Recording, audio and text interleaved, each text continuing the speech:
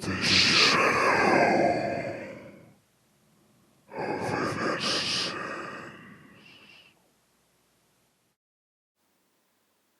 You're lying in your bed. The dull whirring of your air conditioner is the only thing separating you from total silence. You know, that particular silence that is so heavy and thick. It's almost equivalent to a loud noise itself. That kind of silence where you could hear a pin drop 3 rooms away. That kind of silence that fills your ears with the sound of your own heartbeat as your ear presses against your pillow. That kind of silence.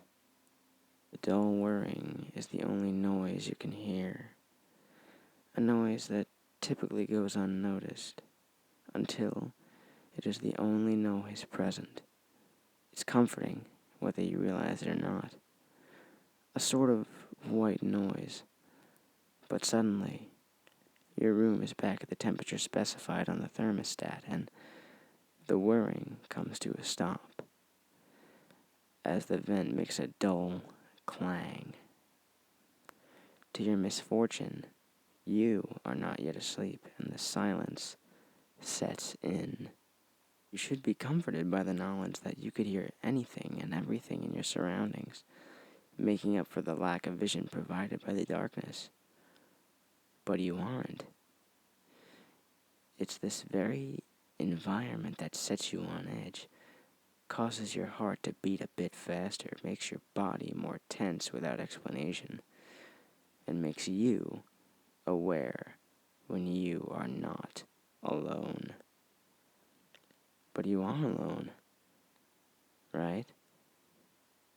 You've been laying there with your eyes closed for almost 15 minutes now, and you made sure everything was normal in your room before you turned off the light.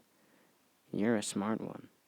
All those Facebook quizzes you took have just reinforced what you already know. If you were in a horror movie, you'd survive till the end. You've made a carefully laid out plan of what you would do in any situation you've read about in CreepyPastas. But that stuff is just nonsense anyway, right? You aren't scared. Or at least, that's what you keep telling yourself. But wait, what was that? Was that rustling of fabric? You didn't shift in your bed or make any kind of movement. Did you make that noise? No, you couldn't have. You're paralyzed in your bed, stiff with an unease that was not present until these very moments. You must have imagined it.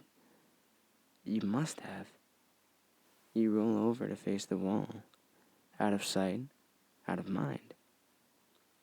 If there's something in the room with you, it will just have to accept the fact that you are much too tired to deal with it at the moment.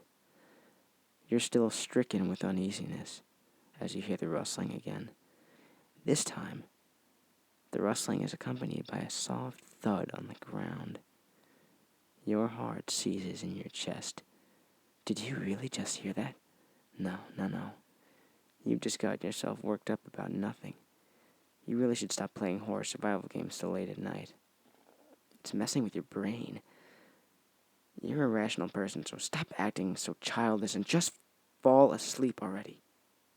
You close your eyes tightly, silently hoping sleep would whisk you away soon. You're practically begging for the safety of non-existent dream world of your own creation. You're running away in a sense. But there's nothing there, right? You're just tired. I know. As your eyes are clenched tightly shut, you become aware that no matter how much you want to, you can no longer move your arms and legs. Come on now. Are you really letting this get to you? What are you, 12 years old? Suck it up and fall asleep already. Now more tense than ever, that unnerving sound echoes across the room again. The rustling of fabric followed you by a soft thud on the ground. Unwittingly, You're holding your breath now, eyes shut as tightly as possible. You have the childish urge to pull the blanket over your head. You're imagining it all. It's all in your head. I thought you were better than this. Your heart is pounding loudly in your ears now, but not loudly enough to drown out that now repetitive sound approaching you from across the room. What is that rustling? Maybe you left some paper on the ground? That has to be it. And the thumping. Probably the cat or the dog or something. They probably ran in when you weren't looking before you closed the door. Yeah, you're just paranoid. The noise is within a foot of your bed now, and you're back to it. You don't dare turn around to investigate. Not that it'd do too much good. The only light in your room is the dull glow of your cell phone on the nightstand next to you. You plugged it in before you crawled into bed, remember? But you don't dare turn around and look. There's nothing there anyway. Minutes that feel like hours pass as you face your wall stiff as a board, unable to will your uncooperative body to move. You haven't heard the noises in a while now. Not since it reached the edge of your bed. You know there's nothing there, you silly.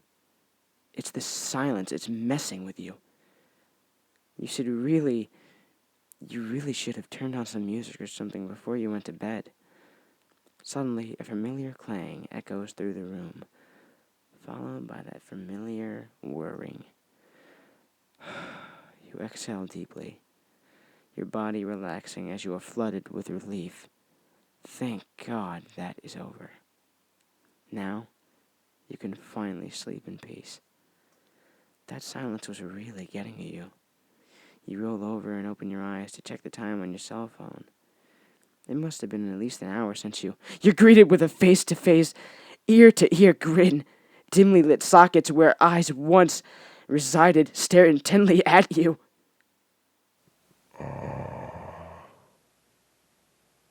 see you still awake.